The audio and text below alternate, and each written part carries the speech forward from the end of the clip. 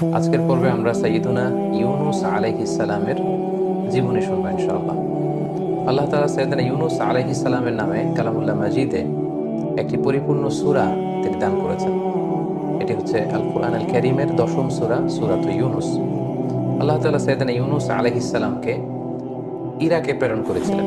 ইরাকের বর্তমান যে মোসেল শহর আছে, সেই মোসেল শহরের পাশে নিনোভা নামে একটি নগরী ছিল, অনেক প্রাচীন নগরী, এবং সে সময় থেকেই এই এলাকাটি একটি সিভিলাইজড, একটি সভ্য এলাকা বা জনপদ ছিল।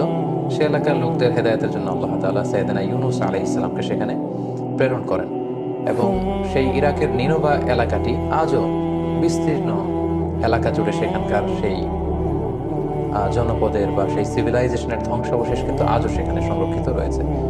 সাইয়্যিদুনা ইউনুস আলাইহিস সালামকে যে আল্লাহ তাআলা ইরাকের নিনোভা এলাকায় পাঠিয়েছিলেন, তার আরও একটি প্রমাণ হচ্ছে আল্লাহ রাসূল সাল্লাল্লাহু আলাইহি ওয়াসাল্লাম যখন মক্কা থেকে তায়েফে যান এবং তায়েফের লোকজন যখন রাসূল সাল্লাল্লাহু আলাইহি ওয়াসাল্লামের দাওয়াতকে প্রত্যাখ্যান করলো, তখন আল্লাহ রাসূল সাল্লাল্লাহু আলাইহি ওয়াসাল্লামের সাথে আদ্দাস নামে একজন খ্রিস্টান একজন দাসের সাক্ষাৎ হয়।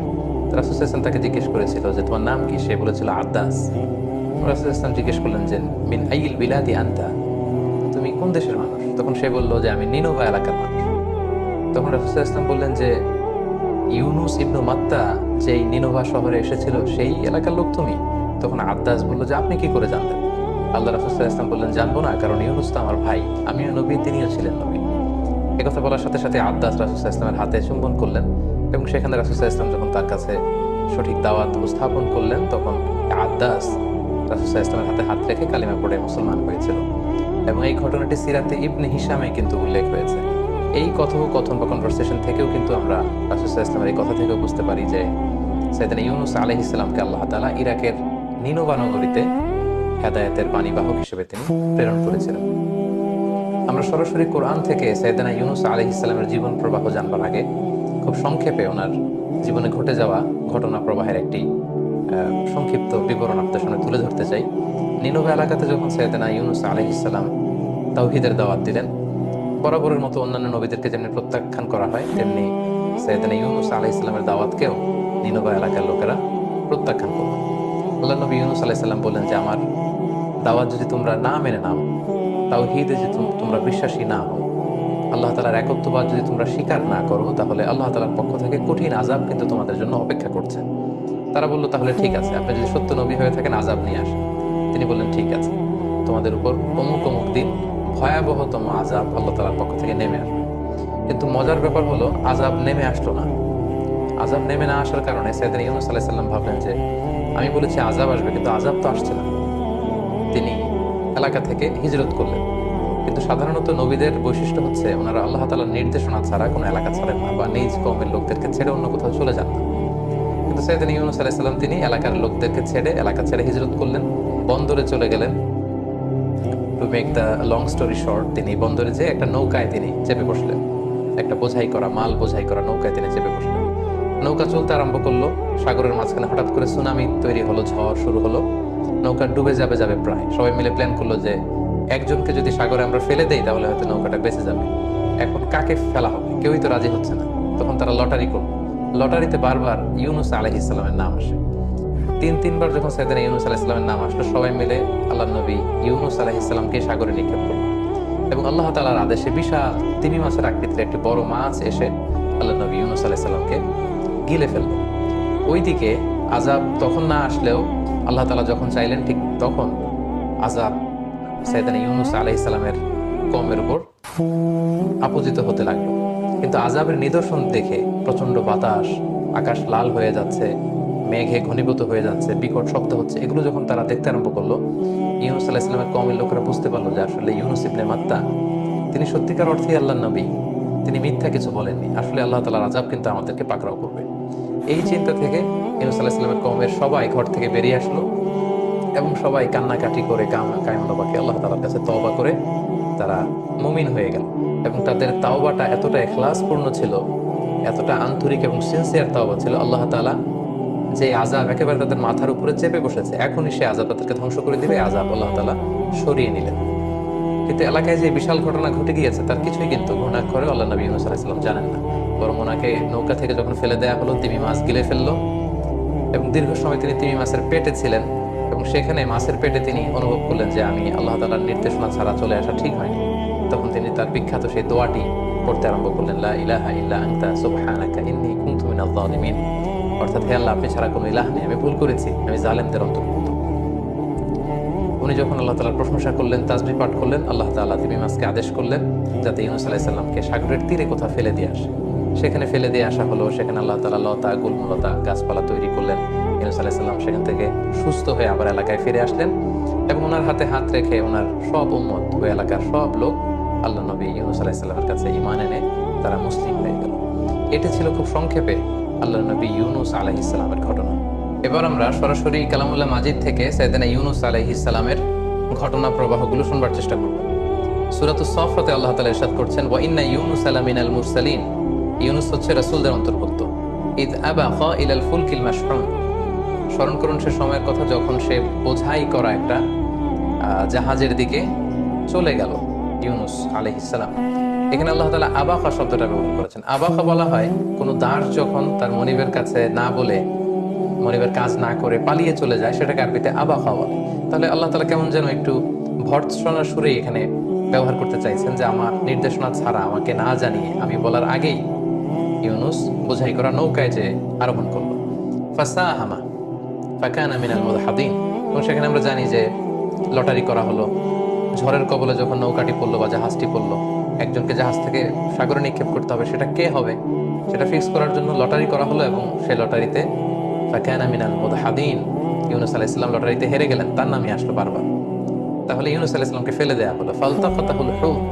হুত বলা হয় বড় সাইজের যে সাগরের মাছগুলো, কাইন্ড অফ ওয়েল টাইপের, যেগুলো নীলতিমি টাইপের, এরকম বড় একটি মাছ এসে আল্লাহর নবী ইউনূস আলাইহিস সালামকে আস্ত গিলে ফেললো।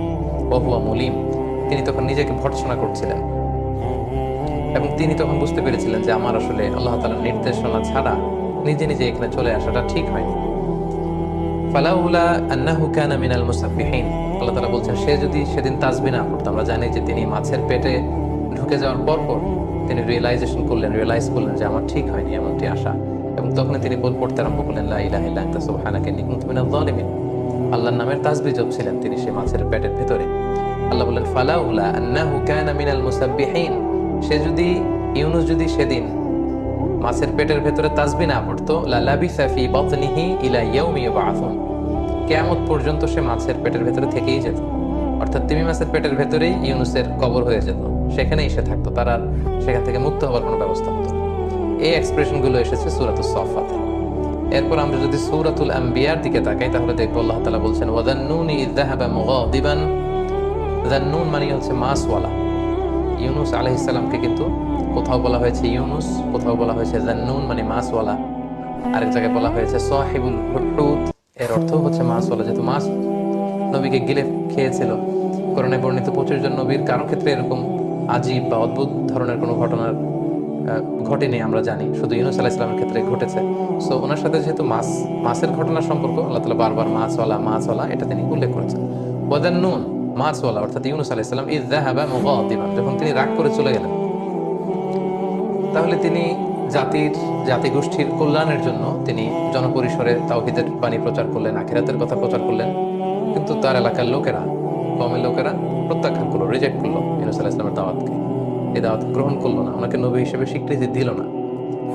উনি বারবার দাওয়াত দিয়েই যাচ্ছেন, কিন্তু কেউ কথা শোনে না। ফলে তিনি রাগান্বিত হয়ে গেলেন, যেটা সাধারণত নবীদের গুণ নয়, কিন্তু তিনি রেগে গেলেন প্রচন্ড।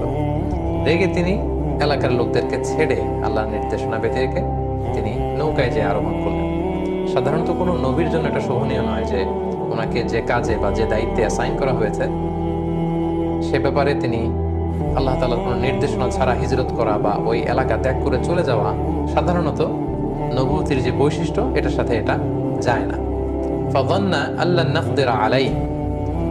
ইউনূস আলাইহিস সালাম ধারণা করেছিলেন যে আল্লাহ এই ব্যাপারে আমাকে পাকড়াও করবেন না, কারণ আমি আমার দায়িত্বের রেসপন্সিবিলিটি যেটা ছিল সর্বোচ্চ পালন করেছি, তারা আমার কথা মানছে না, আমি এখানে থেকে কি হবে, এরকম একটা চিন্তা থেকে তিনি সেখান থেকে চলে গেলেন। তিনি ভাবলেন যে এজন্য আল্লাহ আমাকে ভৎসনা করবেন না বা পাকড়াও করবেন না। তারপরের ঘটনা আমরা জানি, সাগরে তুফান, ওনাকে ফেলে দেয়া হয়, মাছ এসে ওনাকে গিলে ফেললো। ফানাদা ফিল যুলুমাত, সাগরের একেবারে অতল গহ্বরে বিশাল তিমি মাছের পেটের ভেতরের অন্ধকারে তখন তিনি আওয়াজ তুলে ডাক দিলেন, ফানাদা তিনি আল্লাহ তাআলাকে ডাকলেন আর পড়লেন আল্লা ইলাহা ইল্লা আনতা সুবহানাক, হে আল্লাহ তুমি ছাড়া কোনো ইলাহ আমার নেই, আমাকে বাঁচাবার আমাকে রক্ষা করবার মতো দ্বিতীয়টি কেউ নেই। সুবহানাক, তুমি মহাপবিত্র, পুত পবিত্র, তোমার পবিত্রতার বর্ণনা আমি দিচ্ছি। ইন্নী কুনতু মিনাজ জালিমিন, হে আল্লাহ আমি নিজে তো জালিমদের অন্তর্ভুক্ত হয়ে গেলাম, আমি তো ভুল করে ফেলেছি। তোমার নির্দেশনা ছাড়া আমার কওমের লোকদেরকে ছেড়ে দিয়ে আমি যে নিজের ইচ্ছে মতো নিজের বুদ্ধি মতো চিন্তা মতো চলে এসেছি, আল্লাহ আমি ভুল করে ফেলেছি। তাহলে কিছু সময়ের জন্য তিনি আল্লাহর নির্দেশনা ছাড়া চলে গেল, মুহূর্তেই কিন্তু তিনি আল্লাহ তাআলার দিকে রুজু করলেন, আল্লাহর দিকে ফিরে আসলেন, আল্লাহর তাসবিহ জপতে শুরু করলেন এবং আল্লাহ তাআলার কাছে তিনি সাহায্য চাইলেন। এবং সাগরের অতল গহ্বরে মাছের পেটের ভেতরে থেকে উনি যখন এই দোয়াটা পড়লেন, আল্লাহ তাআলা বললেন ফাস্তাজাবনা লাহ, আমি ইউনুসের এই ডাকে এই দোয়ায় আমি সাড়া দিলাম। ওয়া নাজ্জাইনাহু মিনাল গাম, আর এই বিপদ থেকে তাকে আমি মুক্ত করলাম। ওয়া কাযালিকা নুনজিল মুমিনিন, আর এইভাবেই বিশ্বাসীদেরকে আমি আল্লাহ তাআলা মুক্তি দিয়ে থাকি। সূরাতুল আম্বিয়াতে ইউনুস আলাইহিস সালামের ব্যাপারে এরকম ঘটনাটা এসেছে। সূরাতু ইউনুসের 98 নম্বর আয়াতে আল্লাহ তাআলা বলছেন ফালাউলা কানাত ক্বরিয়াতুন আমানাত ফানাফাআহা ঈমানুহা ইল্লা কওমা ইউনুস, অর্থাৎ পৃথিবীতে এরকম কোন জাতির ক্ষেত্রে ঘটেনি যে আযাব দেখার পরে তারা ঈমান আনতে শুরু করেছে আর তাদের ঈমান কাজে এসেছে, আল্লাহ আযাব সরিয়ে নিয়েছে। এরকম ঘটনা গোটা বিশ্বের ইতিহাসে বিরল, শুধুমাত্র কেবলমাত্র ইউনুস আলাইহিস সালামের ক্ষেত্রে এটা ঘটেছে। আযাব এসেছিল কিন্তু কওমের লোকেরা সবাই ঘর থেকে বেরিয়ে কান্না জোড়ে দিল, তারা তওবা করলো, তাদের তাওবা দেখে তাদের আন্তরিকতা দেখে আল্লাহ তাআলা সে আযাবকে সরিয়ে নিলেন। লাম্মা আমানু, তারা যখন ঈমান আনলো, আল্লাহ বললেন কাশাফনা আনহুম আযাবাল খিজি ফিল হায়াতিদ দুনিয়া, এই দুনিয়ার জীবনের যে লাঞ্ছনা করা আযাব বা শাস্তি এটা আমি সরিয়ে নিলাম। ওয়া মাত্তা'নাহুম ইলা হিন, এবং তাদের যতদিন পৃথিবীতে থাকবার কথা ছিল ততদিন থাকবার সুযোগ আমি আল্লাহ তাআলা তাদেরকে দিয়ে দিলাম। সূরাতুস সাফফাতের 145 নম্বর আয়াত থেকে 147 নম্বর আয়াতে আল্লাহ তাআলা সেখানে এই ঘটনাটি এভাবে এনেছেন। আল্লাহ তাআলা ইরশাদ করছেন ফানাবাযনাহু বিল আরাই ওয়া হুয়া সাকিম, অর্থাৎ আমি ইউনুসকে মাছের পেট থেকে বের করে সাগরের তীরবর্তী কোনো একটা এলাকায়, কোনো একটা আইল্যান্ডে বা সি শোরে, সাগরের তীরে আমি নিক্ষেপ করবার ব্যবস্থা করলাম, নিক্ষেপ করলাম এমন অবস্থায় যে হুয়া সাকিম, সে অত্যন্ত অসুস্থ ছিল। কারণ আমরা জানি মাছের পেটের ভেতরে তিনি ছিলেন, কতদিন ছিলেন আমরা জানি না। অনেক মুফাসসিরিন ইকরাম বিভিন্ন বর্ণনা এসেছে যে কেউ বলেছে একদিন, কেউ 3 দিন, 7 দিন, এমনকি 40 দিনের বর্ণনা পর্যন্ত পাওয়া যায়। যেহেতু কোরআন এটিকে অনির্দিষ্ট রেখেছে, আমরাও সেটিকে অনির্দিষ্টভাবেই বিশ্বাস করব যে কতদিন ছিলেন আল্লাহ তাআলা ভালো জানেন। এবং তিমি মাছের পাকস্থলীর ভেতরে যেহেতু তিনি ঢুকে গিয়েছিলেন, সেখানে পাকস্থলীর ভেতরে যে অ্যাসিডিটি থাকে সেটার কারণে ওনার চামড়ায় ক্ষতি হয়েছিল, দেহে ক্ষতি হয়েছিল, ক্ষত হয়েছিল, স্বেচ্ছেদ হয়ে গিয়েছিল। এজন্য আল্লাহ তাআলা বলছেন ও সাকিম, সে অসুস্থ ছিল। এই অসুস্থ অবস্থায় তাকে আমি তিমি মাছের পেট থেকে বের করে সাগরের তীরে নিক্ষেপ করার ব্যবস্থা করলাম। এই অসুস্থ দেহ নিয়ে তিনি সাগর তীরে পড়ে রইলেন। আল্লাহ তাআলা বলছেন ওয়াম্বাতনা আলাইহি শাজারাতাম মিন ইয়াকতিন, তারপর তার চারপাশে আমি লতা জাতীয় কিছু গাছ উৎপন্ন করলাম। সাগরের তীরে সাধারণত গাছপালা থাকে না। আল্লাহ তাআলা বললেন আমি অসুস্থ ইউনুসকে সুস্থ করবার জন্য সেখানে কিছু ইয়াকতিন, অনেক মুফাসসিরিন ইকরাম এটাকে লাউ গাছ বলেছেন। বেসিক্যালি ইয়াকতিন হচ্ছে এমন ধরনের কিছু প্ল্যান্টস বা গাছপালা যেগুলোর মজবুত গোড়া হয় না, লতা পাতা দিয়ে যেই ফল ফসলগুলো হয় এগুলোকে ইয়াকতিন বলে, যেমন শসা, বাঙ্গি, তরমুজ, লাউ, এগুলো। তো এই লাউ জাতীয় কিছু গাছপালা আমি ইউনুস এর সুস্থতার জন্য আমি সেখানে উৎপন্ন করলাম। সেই ফল খেয়ে সেটার ছায়ায় থেকে থেকে ইউনুস সুস্থ হয়ে গেল। তারপর আল্লাহ তাআলা বললেন ওয়া আরসালনাহু ইলা মিআতি আলফিন আও ইয়াসিদুন, তারপর তাকে সেখান থেকে তার কওমের কাছে আমি পাঠালাম যাদের সংখ্যা ছিল 1 লক্ষ বা তার চেয়েও বেশি। ফাআমানু, এবং নবীকে দেখে তারা সবাই ঈমান আনলো। সুবহানাল্লাহি ওয়া বিহামদিহি। ফামাত্তা'নাহুম ইলা হিন, এবং একটা নির্দিষ্ট সার্টেন পিরিয়ড পর্যন্ত ইউনুস আলাইহিস সালামের কওমের লোকদেরকে পৃথিবীতে বসবাসের সুযোগ আমি আল্লাহ তাআলা করে দিলাম। তাহলে সম্মানিত শুধু এই ছিল কোরআনের ধারা বর্ণনায় সাইয়েদনা ইউনুস আলাইহিস সালামের জীবনী। এবার আমরা সরাসরি ওনার জীবনী থেকে কি কি লাইফ লেসন আমরা নিতে পারি সেদিকে চলে যাব। প্রথম যে লাইফ লেসনটি আমরা ইউনুস আলাইহিস সালামের জীবনী থেকে নিতে পারি সেটা হচ্ছে রেগে যাওয়া থেকে আমাদেরকে সাবধানে থাকতে হবে। কারণ ইউনুস আলাইহিস সালাম দাওয়াত দিতে দিতে যখন দেখলেন যে কেউ তার কথা শোনে না, উনি রেগে গেলেন। আমরা প্রায় বলি যে রেগে গেলেন তো হেরে গেলেন। ইযহাবা মুগাদিবান, যখন ইউনুস রেগে মেগে এলাকার লোকদের ছেড়ে হিজরতে চলে গেল আমার নির্দেশনা ছাড়া। এবং এটাকে আল্লাহ তাআলা নেগেটিভলি এখানে আয়াতে উপস্থাপন করেছেন। তার মানে আল্লাহ তাআলা বোঝাতে চাইলেন যে ইউনুসের এটা ঠিক হয়নি। তার মানে আমরা রাগ করে সাধারণত যে ডিসিশনগুলো নেই এগুলো সাধারণত ঠিক হয় না। এবং আমি প্রায়ই বলি যে রাগ হচ্ছে ঝড়ের মতো। ঝড় যেমনি এক পাশ থেকে এসে সবকিছু ভেঙে চুরে লন্ড ভন্ড করে তছনছ করে দিয়ে আরেক পাশ দিয়ে চলে যায়, রাগও এরকম। রাগ এসে বন্ধুর সাথে বন্ধুর সম্পর্ক নষ্ট করিয়ে দেয়, ভালোবাসার সম্পর্কগুলোতে টানাপোড়েন তৈরি করে। এবং রাগটা যখন আসে তখন টের পাওয়া যায় না।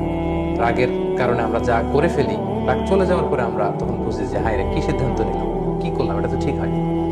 সো রাগ যাতে আমাদেরকে কনজিউম করতে না পারে। আপনি যদি বারবার শুধু রেগে যান, রাগান্বিত ব্যক্তি তার নিজের সিদ্ধান্ত নেওয়ার ক্ষমতাকে শয়তানের হাতে ছেড়ে দেয়। সে নিজে আর সিদ্ধান্ত নেয় না, তার সিদ্ধান্ত তখন শয়তান করে দিতে শুরু করে।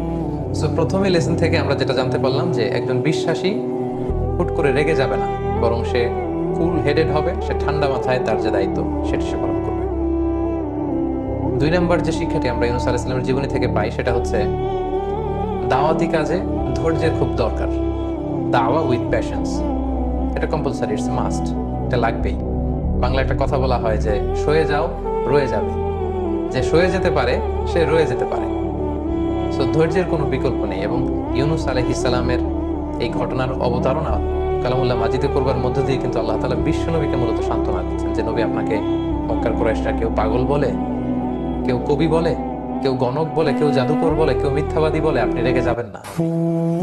ইউনূস যেমনি তার কওমের লোকদের উপর রেগে আমার নির্দেশনা ছাড়াই চলে গিয়েছিল, আপনি আবার এরকম রেগে মেগে মক্কা ছেড়ে কোথাও চলে যাবেন, অন্য কোথাও চলে যাবেন না। এবং সেটি আল্লাহ তাআলা সূরাতুল কালামে খুব সুন্দর করে তিনি বলেছেন যে ফাসবির লিহুকমি রাব্বিক, হে নবী, আপনার রবের যে ফয়সালা আপনি এতে ধৈর্য ধারণ করুন। ওয়ালা তাকুন কাসাহিবিল হুত, ওই মাছওয়ালা মানে আমার নবী ইউনূসের মতো হবেন না। ইয নাদা ওয়া হুয়া মাকতুম, সে নির্দেশনা ছাড়া চলে যাওয়ার কারণে বিপদে পড়েছিল, কিন্তু বিপদে পড়ে আবার ঠিকই আমাকে ডেকেছিল, আমি তাকে রেহাই দিয়েছি। এবং ইউনূস আলাইহিস সালামের এই ঘটনা বারবার বিভিন্ন আয়াতে বিভিন্ন সূরায় বর্ণনা করার মধ্যে দিয়ে কিন্তু মূলত আল্লাহ তাআলা বিশ্ব নবীকে সান্ত্বনা দিয়েছেন যে নবী, আপনি রেগে যাবেন না, ধৈর্য ধারণ করুন। সূরাতুল মুজাম্মিল আল্লাহ তাআলা বলছেন ওয়াসবির আলা মা ইয়াকুলুন ওয়াহজুরহুম হাজরান জামিলা, নবী হে, ওরা কি বলে আপনি ভ্রুক্ষেপ করবেন না, just don't care, ignore it, ignore them, তাদের এই কথাবার্তাগুলোকে আপনি ইগনোর করুন এবং আপনি ধৈর্য ধারণ করুন।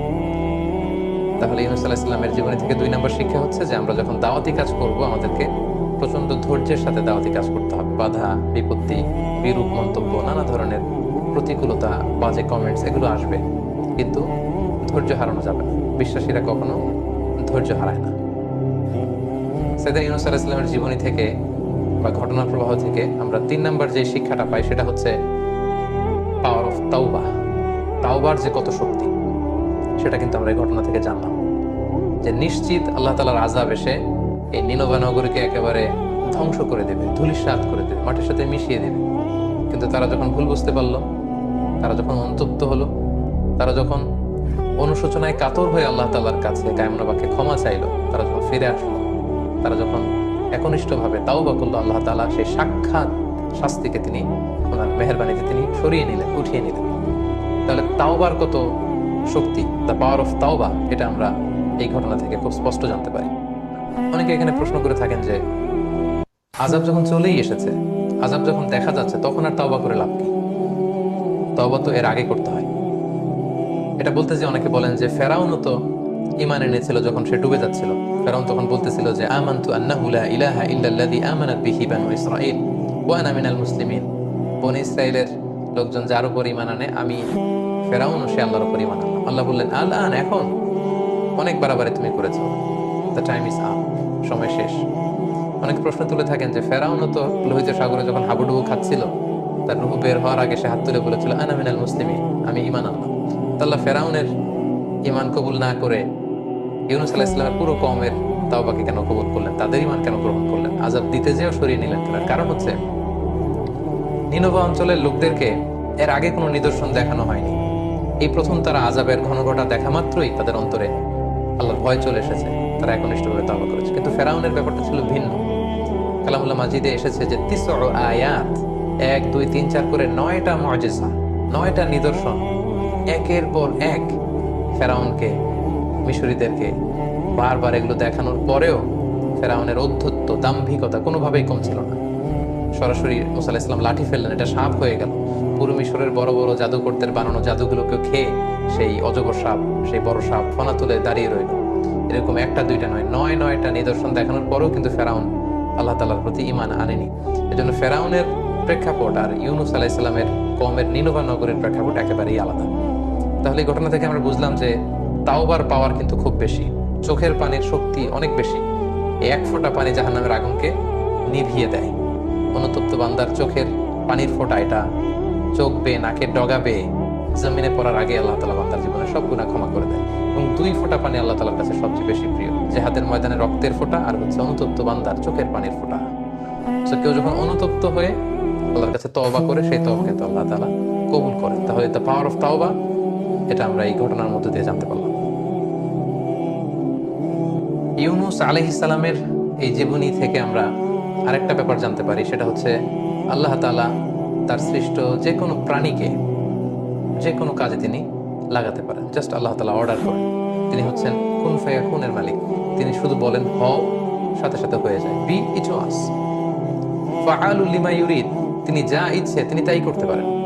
তার নমুনা বা নিদর্শন কিন্তু আমরা ইউনুস আলাইহিস সালামের এই ঘটনা প্রবাহের মধ্য দিয়ে দেখলাম, যে তিনি সাগরের মাছকে যখনই বললেন যে এখন তুমি ইউনুসকে গিলে ফেলবে, বিশাল তিমি মাছ ইউনুস আলাইহিস সালামকে গিলে ফেললেন, কিন্তু ডাইজেস্ট করলেন না।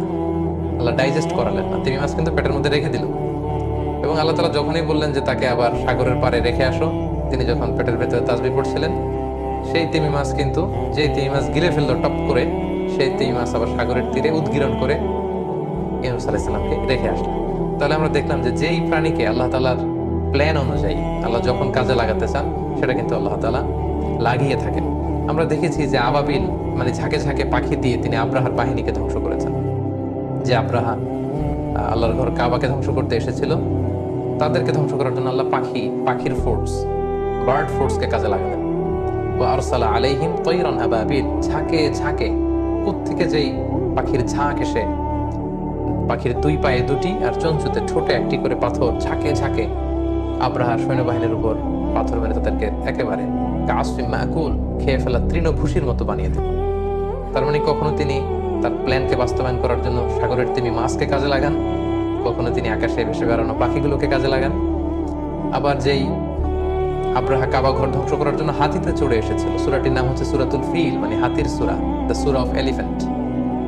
এবং সেই ইয়ামান থেকে হাতি মক্কা পর্যন্ত এসেছে, কিন্তু মক্কার ওই জায়গার পর থেকে যখন আল্লাহ তাআলা হাতিকে অর্ডার করলেন যে এর সামনে আর যাওয়া যাবে না, ঠিকই হাতি কিন্তু আর সামনে যাচ্ছিল না। আব্রাহার বাহিনী হাতিকে পেটাচ্ছিল, অর্ডার করছিল, ফোর্স করছিল, কিন্তু হাতি কিন্তু সামনে যাচ্ছিল না। এর মানে হচ্ছে আল্লাহ তাআলা তার সৃষ্ট জীবদের মধ্যে থেকে যাকে যখন যেই ব্যাপারে অর্ডার করেন, তারা সেগুলো পালন করতে বাধ্য। তাওআন আও কারাহা, ইচ্ছায় হোক অনিচ্ছায় হোক, তারা করতে সেটা বাধ্য। এবং ইউনুস আলাইহিস সালামের মাছের পেটে কি করে তিনি বেঁচেছিলেন, কিভাবে এটা সম্ভব, এটা নিয়ে প্রশ্ন তুলে থাকেন। সেক্ষেত্রে আমরা একটি ঘটনাকে উল্লেখ করতে পারি, যেটি পশ্চিমা বিশ্বের বিভিন্ন জাতীয় দৈনিকে এসেছে। আমরা আমাদের ডেসক্রিপশন বক্সে সেই ঘটনার লিঙ্ক শেয়ার করে দিব।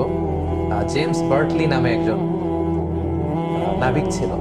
সে তার বাকি 2 জন বন্ধুর সাথে একবার ফকল্যান্ড আইল্যান্ডে, সাউথ আটলান্টিকের পাশে, তারা বড় মাছ শিকার করতে গিয়েছিল। সেখানে এক তিমির সাথে তাদের কনফ্লিক্ট হয়। ওই তিমিকে তারা হত্যা করতে চায় এবং আহত করে ফেলে, এবং এক পর্যায়ে এই জেমস বার্টলি নামক লোককে ওই তিমিটা খেয়ে ফেলে।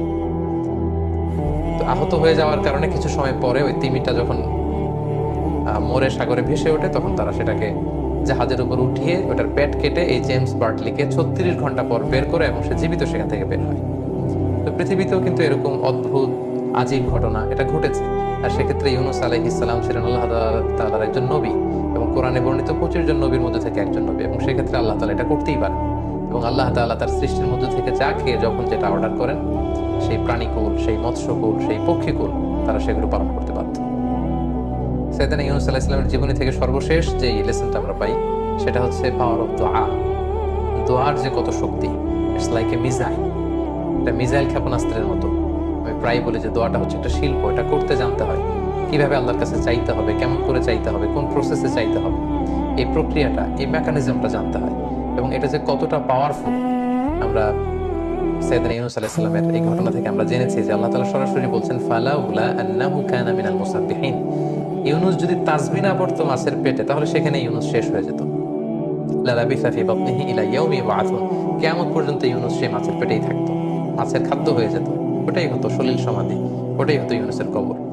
কিন্তু সেই বিপদের মুহূর্তে যখন আল্লাহ নবী ইউনুস আলাইহিস সালাম আল্লাহর তাসবিহ পড়ছিলেন, আল্লাহর গুণগান সেখানে গাইলেন এবং আল্লাহর কাছে তিনি কায়মন বাক্যে দোয়া করলেন। ঠিক সেই মুহূর্তে আল্লাহ তাআলার সাহায্য কিন্তু সেখানে পৌঁছেছে এবং এই দোয়াটি দোয়াই ইউনুস নামে পরিচিত, যেটি আল্লাহ রাসূল সাল্লাল্লাহু আলাইহি ওয়াসাল্লাম সুনানে তিরমিজির বর্ণনায় তিনি উল্লেখ করেছেন যে দাওয়াতু যিন্নুন, যিন্নুন মানে হচ্ছে মাছওয়ালা, অর্থাৎ ইউনুস আলাইহিস সালামের দোয়া। যে দোয়াটা তিনি মাছের পেটে করেছিলেন এবং এই দোয়াটি আল্লাহ তাআলার অত্যন্ত প্রিয় একটি দোয়া, তিনি খুব পছন্দ করেন। কোনো বান্দা যদি এই দোয়াটা করে আল্লাহ তাআলা বড্ড পছন্দ করেন। দোয়াটি হচ্ছে লা ইলাহা ইল্লা আনতা সুবহানাকা ইন্নী কুনতু মিনাল যালিমিন। এর অর্থটাও বড্ড সুন্দর। এর অর্থ হচ্ছে লা ইলাহা, অর্থাৎ হে আল্লাহ আপনি ছাড়া আমার কোনো ইলাহ নেই। লা ইলাহা ইল্লা আনতা, আপনি ছাড়া আমার কোনো ইলাহ নেই। সুবহানাক, আমি আপনার পবিত্রতা বর্ণনা করছি, আপনি পুত পবিত্র। ইন্নী কুনতু মিনাল যালিমিন, আল্লাহ নিশ্চয় আমি ভুল করে ফেলেছি, নিশ্চয় আমি অন্যায় করে ফেলেছি, নিশ্চয় আমি জালিমদের অন্তর্ভুক্ত। হে আল্লাহ নিশ্চয়ই আমি সীমা লঙ্ঘনকারীদের অন্তর্ভুক্ত। কেউ যদি কোনো বিপদে পড়ে এই দোয়াটা পড়ে আল্লাহ তাআলা তার ডাকে সাড়া দেয়, সেই দোয়াটি আল্লাহ তাআলা কবুল করেন। আল্লাহ রাসূল সাল্লাল্লাহু আলাইহি ওয়াসাল্লাম বলেছেন ফাইন্নাহু লাম ইয়াদউ বিহা রাজুলুন মুসলিম ফি শাইইন কত্তু, কোনো বিপদে পড়ে, কোনো প্রেক্ষাপটে, কোনো কাজে কোনো মুসলিম যদি এই দোয়াটি পড়ে ইল্লাস্তাজাবাল্লাহু লাহ, আল্লাহ তাআলার সাথে সাথে তার বিপদ থেকে তাকে উদ্ধার করেন, তাকে মুক্তি দান করেন, তার ডাকে আল্লাহ তাআলা সাড়া দেন। তাই আমরা আমাদের চলতি পথে জীবনে যখনই আমরা বিপদের সম্মুখীন হব, যখনই কোনো ক্রাইসিস মোমেন্টে পড়বো, আমরা যেন সাইয়েদনা ইউনুস আলাইহিস সালামের দোয়াটি পড়ি, যেটা আমরা দোয়া ইউনুস হিসেবে সবাই চিনে থাকি, লা ইলাহা ইল্লা আনতা সুবহানাকা ইন্নী কুনতু মিনাল যালিমিন। তাহলে সেই সাগরের অতল গহ্বরে অন্ধকার তিমি মাছের পাকস্থলীর ভেতরে সাইয়েদনা ইউনুস আলাইহিস সালামকে আল্লাহ তাআলা যেমনি সাহায্য করেছিলেন, তার ডাকে সাড়া দিয়েছিলেন, তাকে বিপদমুক্ত করেছিলেন, আমাদের বিপদকালীন সময়ে আল্লাহ তাআলা আমাদেরকে বিপদ থেকে রক্ষা করবেন, বিপদ থেকে তিনি আমাদেরকে মুক্তি দিবেন। আল্লাহ তাআলা আমাদের সবাইকে কথাগুলো বোঝার, আমল করবার তৌফিক দান করুন। হাদা মা ইনদি ওয়াল ইলমু ইনদাল্লাহ আলাইহি তাওয়াক্কালতু ওয়া ইলাইহি। তুমি যে পেশাব করেছো, তুমি কি জানো এই জায়গাটা কি? বেদুইন বলে না, আমি তো জানি না এই জায়গাটা কি। বিষ্ণু বলেন এটা আমাদের ইবাদতগাহ, এটা আমাদের কি ইবাদতগাহ। এখানে ঢুকে আমরা আমাদের রবরে ডাকি, আল্লাহরে ডাকি, আমরা নামাজ পড়ি, জিকির করি, তাসবিহ পড়ি, এটা আমাদের ইবাদতগাহ। কাজটা করা তোমার মোটেও ঠিক নয়। লোকটা অবাক হয়ে গেল, ঘটনা কি? তাদের ইবাদতগাতে আমি পেশাব করেছি আর আমাকে জামাই আদর, আর আমাকে এত সুন্দর করে বলে যে এটা ইবাদতগাহ। আমাদের ইবাদতগাহের ভিতরে যদি কেউ এরকম করতো, ওরা তো একেবারে সাইজ করে ফেলতাম। সে অবাক হয়ে গেল, সে জিজ্ঞেস করলো হু আর ইউ, কে আপনি? বিষ্ণু বললেন আনা মুহাম্মদ সাল্লাল্লাহু, আমি শান্তির ধর্ম ইসলামের প্রেরণার বাণী বাহক। আমি লা ইলাহা ইল্লাল্লাহ মুহাম্মাদুর রাসূলুল্লাহ এই বাণী দিয়ে গোটা বিশ্বে বিপ্লব তৈরি করতে এসেছি। বেদুইন বলল আমাকেও আপনার বিপ্লবে শরীক করে নেন। ইসলাম মারামারি কাটাকাটিতে আসে নাই। আপনার ব্রড মাইন্ডেড অ্যাটিটিউড দেখে হিন্দু ভাইরা কালিমা পড়ে মুসলমান হয়ে যাবে। এজন্য আল্লাহ বললেন আলাম নাশরাহ লাকা সাদরাকা ওয়া ওয়াদা'না আনকা বিজরাক আল্লাযী আনকাদা যাহরাক ওয়া রাফা'না লাকা যিকরাক। সুবহানাল্লাহ পড়েন। আলাম নাশরাহ লাকা সাদরাক, নবী হে আমি কি আপনারে ব্রড মাইন্ডেড বানিয়ে দেই নাই? এটা আপনার জীবনে বড় নিয়ামত। আপনি সংকীর্ণ মনা না, আপনি ছোট মনের মানুষ নয়, আপনি বিশাল হৃদয়ের মানুষ। ইসলামের জন্য আপনার হৃদয়টারে আমি নবী খুলে দিয়েছি। এ হলো বিশ্ব নবীর উপর প্রথম নিয়ামত। দুই নম্বরে আল্লাহ বললেন ওয়া ওয়াদা'না আনকা বিজরাকাল্লাযী আনকাদা যাহরাক, নবী হে আমি আপনার পিঠ থেকে বিশাল বোঝাটা নামিয়ে দিয়েছি। সুবহানাল্লাহ বলেন। কি নামিয়ে দিয়েছি? বোঝা। উত্তর করতে হবে, রেসপন্স। এটা তাফসীর মাহফিল, এটা হচ্ছে ক্লাসের মতো, যে কথা বলে শিক্ষক আর আমরা সবাই ছাত্র, ঠিক কি না? বোঝা নামিয়েছি নবী। কি নামিয়েছি? তাফসীরে দুইটা এসেছে, বিজরুন মানে বোঝা, বিজরুল যাম পাপের বোঝা, আর একটা হচ্ছে বিজরুল গাম চিন্তার বোঝা। বিশ্বনবীর কোনো পাপ নাই, বিশ্বনবীর সব কিছুকে মাফ করে দিয়েছে কে? লিয়াগফির লাকাল্লাহু মা তাকাদ্দামা মিন যামবিকা মা তাআখার। নবী আপনার আগেরও গুনাহ নাই, আপনার পরেরও গুনাহ নাই, আপনি নবী মাসুম, আপনার গুনাহ নাই, আপনি নিষ্পাপ। নবীদের গুনাহ হয় না। আহলুস সুন্নাহ ওয়াল জামাআতের আকীদা হচ্ছে নবীরা মাসুম, নবীদের জীবনে কোনো গুনাহ হয় না। চিৎকার করে বলেন ঠিক কি না? ও নবী ওয়া ওয়াদা'না আনকা বিজরাক, আপনার এই বোঝা আমি নামিয়ে দিয়েছি। বিশ্বনবী ভাবতেন 40 বছর বয়সে আমি নবী হলাম, তার আগে যা করলাম আল্লাহ এটা কি করবে? আল্লাহ বলে নবী আপনার আগের গুনাহ, পরের গুনাহ, গুনাহ বলতে কিছুই নাই, সবই মাফ। সব মাফ। তারপরেও আমার নবী বলতেন আল্লাহে লা আস্তাগফিরুল্লাহ ওয়া আতুবু ফিল ইয়াউম আকসার মিন 70 মাররা। আমি এমন নবী যার কোনো গুনাহই নাই, আগের গুনাহও নাই, পরের গুনাহও নাই, তারপরেও আমি নবী প্রতিদিন 70 বারেরও বেশি তওবা আর ইস্তেগফার পড়ি। আমাদের জন্য শিক্ষা। তাহলে আল্লাহ বললেন ওয়াদানা আনকা বিসরাক, পাপের বোঝা আমি নামিয়ে দিলাম। বিশ্বনবীর কোনো পাপ নাই, পাপ মুক্ত। তাফসিরে 2 নম্বরে এসেছে বিজরুল গাম, চিন্তার বোঝা। বিশ্বনবী সব সময় আমাদেরকে নিয়ে চিন্তা করতেন। কাকে নিয়ে চিন্তা? কথা বলেন। আমাদেরও চিন্তা আছে না নাই? কিসের চিন্তা? হ্যাঁ, টাকার চিন্তা। ফরিদপুরের ভাইদের টাকার চিন্তা। আর কিসের চিন্তা আপনাদের? হ্যাঁ, উম্মতের চিন্তা। মাশাআল্লাহ, এই ভাই উম্মতকে নিয়ে ভাবে। আপনাদের আর কার কি নিয়ে চিন্তা বলেন? পেটের চিন্তা। এদিকে পাওয়া গেছে পেটের চিন্তা, এদিকে বউয়ের চিন্তা, কবরের চিন্তা। আর কিসের চিন্তা? আখিরাতের চিন্তা। তো আমাদেরও চিন্তা আছে, বিশ্বনবীরও চিন্তা ছিল। 2 চিন্তা কি এক? বিশ্বনবীর কাঁধে তো পুরো উম্মার জিম্মাদারি। কিয়ামত পর্যন্ত যারা পৃথিবীতে আসবে সবার জন্য বিশ্বনবী কাঁদতেন। এই আওয়াজ করে কে? এদিকে কি হইছে? ওরে বসায় দেন। বিশ্বনবীর গোটা উম্মাহ নিয়ে চিন্তা। সব নবীকে আল্লাহ তাআলা একটা করে দোয়া দিয়েছিলেন আর বলেছিলেন, নবী একটা স্পেশাল দোয়া করার সুযোগ তোমাদেরকে দিলাম, ওই দোয়া করলেই কবুল হয়ে যাবে। কিন্তু সুযোগ পাবা জীবনে কয়বার? সবাই বলেন কয়বার? সব নবী কয়টা করে পাইছে? সব নবী তাদের দোয়াগুলো দুনিয়াতেই করে ফেলেছে। বিশ্বনবী বলেন লিকুল্লি নাবিয়্যিন দাওয়া মুস্তাজাবা।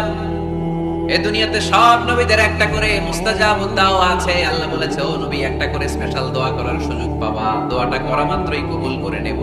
বিশ্বনবী বললেন, এই পৃথিবীর বুকে যত নবী রাসূল দুনিয়ায় এসেছে সব নবীরা তাদের স্পেশাল দোয়া দুনিয়ায় করে ফেলেছে, ইল্লা আনা, কিন্তু আমি করি নাই। বিশ্বনবী বললেন, ওয়া ইন্নী আখতাবিউ দাওয়াতি শাফাআতান লি উম্মতি ইয়াউমাল কিয়ামাহ। আমি আমার স্পেশাল দোয়াটা করি নাই। আমার স্পেশাল দোয়াটা আমি আমার গুনাহগার উম্মতকে বাঁচানোর জন্য কিয়ামত পর্যন্ত রেখে দিয়েছি। আমরা যেদিন বিপদে পড়ে যাব, যেদিন আমার আব্বা আমারে চিনবে না, আমি আমার আব্বারে চিনব। নেতা তার কর্মীরে চিনবে না, কর্মী নেতারে চিনবে না, ঠিক কি না? পীর সাহেব মুরিদরে চিনবে না, মুরিদ পীর সাহেবরে চিনবে না। স্বামী তার স্ত্রীরে চিনবে না, স্ত্রী তার স্বামীরে চিনবে না। নবী থেকে শুরু করে, ওলি থেকে শুরু করে, শহীদ থেকে শুরু করে সবার মুখে একটাই জিকির, ইয়া নাফসি ইয়া নাফসি ইয়া নাফসি। আকাশের সূর্যটা যেদিন মাথার কাছে চলে আসবে, জমিনটা তামার জমিন হয়ে যাবে। সূর্যের তাপে মাথার মগজগুলো ভাতের মাড়ের মতো গলে গলে নাকের ছিদ্র, কানের ছিদ্র দিয়ে টপ টপ করে বেয়ে বেয়ে নিচে পড়বে। ওই কঠিন দিনে কেউ কাউরে চিনবে না। বিষ্ণু বললেন, ওই দোয়াটা আমি দুনিয়ায় করি নাই। আমি বদরের যুদ্ধে মার খেয়েছি, উহুদের যুদ্ধে দাঁত ভেঙেছি, আমি না খেয়ে পেটে পাথর বেঁধেছি। আমি যদি ওই দিন দোয়া করতাম, আল্লাহ দোয়া কবুল করে নিত, জান্নাতি খাবার দিয়ে দিত, আমার মায়ের খাওয়া লাগতো না, তায়েফে আমার রক্ত ঝরতো না, দোয়া করলেই কবুল। কিন্তু ওই দোয়াটা আমি দুনিয়ায় করি নাই। ওই দোয়াটা আমার জন্য, আপনার জন্য, আমাদের জন্য বিশ্বনবী জমা রেখে দিয়েছে। এজন্য বিশ্বনবীর চিন্তা আর আমাদের চিন্তা এক চিন্তা না। বিশ্বনবীর পুরা উম্মতের চিন্তা, কিয়ামত পর্যন্ত যত মানুষ আসবে সবাই আমার উম্মত, না জানি তাদের নসিবে কি হয়ে যায়। এই চিন্তার বোঝা বিশ্বনবীকে কাবু করে ফেলেছিল। আল্লাহ বললেন, নবী নো টেনশন, কোনো টেনশন নাই। আপনার এই চিন্তার বোঝাকে আপনার পিঠ থেকে আমি আল্লাহ নিজ দায়িত্বে সরিয়ে নিব।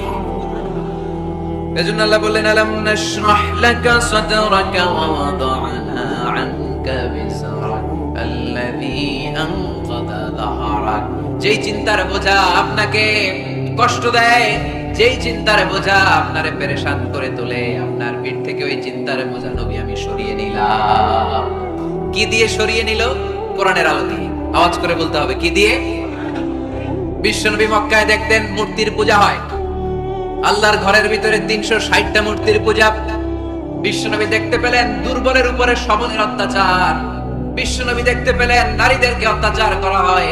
কন্যা সন্তান হলে বাবা তার মেয়েটাকে নিয়ে জঙ্গলের ভেতরে ঢুকে কিংবা মরুভূমির ভেতরে যে জীবিত দাফন করে দেয়। ওয়াইদাল মাউউদাতু সুইলাত ওয়াদুল বানা। বিশ্বনবী এগুলো দেখতেন চারপাশে। দেখে এই পথহারা জাতিকে কিভাবে উদ্ধার করবেন, কি দিয়ে উদ্ধার করা যায়, এই টেনশনে বিশ্বনবীর পিঠ বাঁকা হয়ে গিয়েছিল। উপমা বাঁকা হয়ে গিয়েছিল। বিশ্বনবী সব সময় পেরেশান থাকতেন। আল্লাহ বললেন, নবী টেনশনের দরকার নাই, হেরা গুহায় এমন একটা নূরের আলো দিয়ে আমি আপনারে আলোকিত করব যার মাধ্যমে সব পেরেশানি দূর হয়ে যাবে।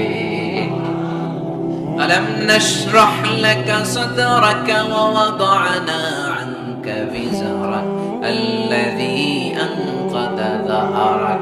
আপনাকে পেরেশান বানিয়ে দেয় এরকম সব চিন্তার বোঝা আমি আল্লাহ সরিয়ে নিলাম। সুবহানাল্লাহ। দুইটা নিয়ামত শুনলাম, এবার 3 নম্বরের নিয়ামত আল্লাহ বললেন ওয়া রাফা'না লাকা যিকরাক। এই আয়াতটা মুখস্থ করতে হবে আজকে, আমার সাথে সাথে পড়েন ওয়া রাফা'না লাকা যিকরাক। সবাই বলেন নাই, পড়েন ওয়া রাফা'না লাকা যিকরাক ওয়া রাফা'না লাকা যিকরাক। নবী হে, আপনার সম্মানকে আমি আকাশচুম্বী করেছি। I have dignified your status high and high, the highest peak. আপনার মর্যাদা উঠাতে উঠাতে আকাশ বাতাস ছাপিয়ে সাত আকাশ কাঁপিয়ে আরশের উপরে নিয়ে গিয়েছে। আপনার মর্যাদা আমার পরপরই, স্রষ্টার পরে পুরো সৃষ্টিকুলের উপরে বিশ্বনবীর মর্যাদা আছে না নেই? এজন্য আল্লাহ বললেন ওয়া রাফা'না লাকা যিকরাক। ও নবী, আপনার মর্যাদা সম্মান আমি আকাশচুম্বী করেছি। আপনার সুনাম, সুখ্যাতি, মান, মর্যাদা আমি গোটা বিশ্বে ছড়ায় দেব। এই আয়াত যখন নাযিল হলো কাফেররা হাসতে শুরু করলো। কাফেররা বলে মুহাম্মদ বেটা বলে কি, ও জানে বাঁচবে কিনা ওইটাই তো সন্দেহ। আমরা যেই ষড়যন্ত্র পাকাচ্ছি ও জানে বাঁচবে কিনা সে এটাই সন্দেহ, তার নাম গোটা বিশ্বে ছড়াবে কি করে আমরা দেখে নেব। আল্লাহ বলেন তোরা আমার নবীর সুনাম সুখ্যাতি ছড়ানোর ব্যাপারে বাধা তৈরি করবি, তোরা আমার নবীর ব্যাপারে অপপ্রচার চালাবি, তোদের অপপ্রচারকেই আমি আমার নবীর প্রচার মাধ্যম বানিয়ে দেব। তোরা করবি অপপ্রচার।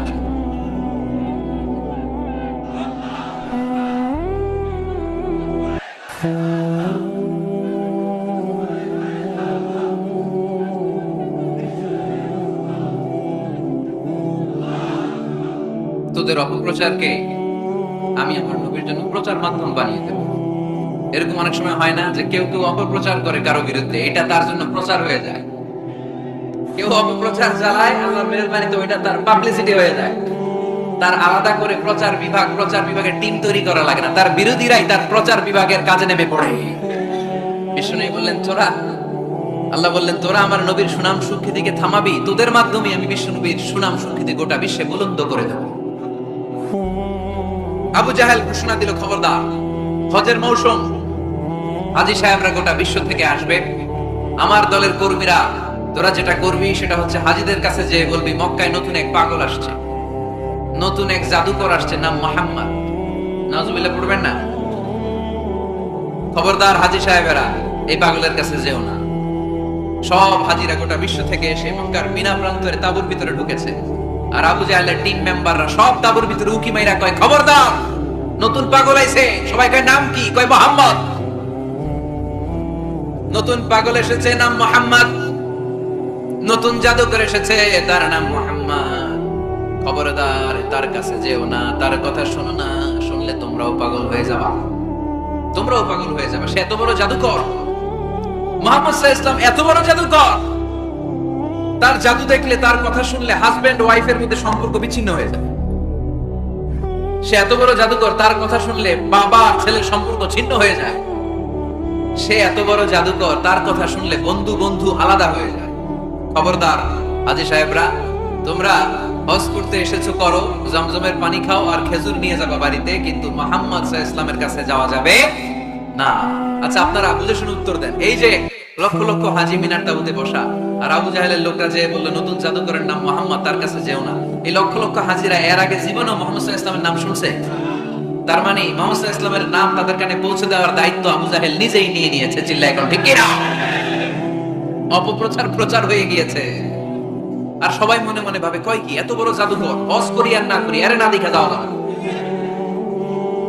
হজ তাড়াতাড়ি কোন রকম সাইরা এই জাদুকরের কাছে আগে যাব, দেখি কেমন জাদু দেখায়, দেখি কত বড় ম্যাজিশিয়ান, দেখি তো কত বড় পাগলের। কারণ আল ইনসানু হারিসুন আলা মা মুনিআ, মানুষকে যেটা নিষেধ করা হয় বেশি মানুষ এটা করতে চায়।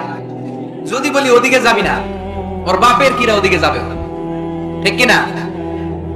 এটা আমাদের স্বভাব, আমাদের খাসলা, আমাদের বৈশিষ্ট্য, যেটা আমাদেরকে নিষেধ করা হয় বেশি ওটা করতে মন চায়। সব হাজিরা মনে মনে ভাবলো আমরা যাব যাব, তোরা যতই বলিস না কেন যাব যাব, হজের পরে অবশ্যই যাব। দেখা গেল হজের পরে বিশ্বনবী মুহাম্মদুর রাসূলুল্লাহ সাল্লাল্লাহু আলাইহি ওয়াসাল্লামের বাড়ির সামনে বিশাল বড় গ্যাদারিং শুরু হয়েছে। সবাই লাইন ধরে দেখা করতে গেছে। দেখা করতে যে বিশ্বনবীর চেহারা দেখে প্রথম নজরই সব পাগল।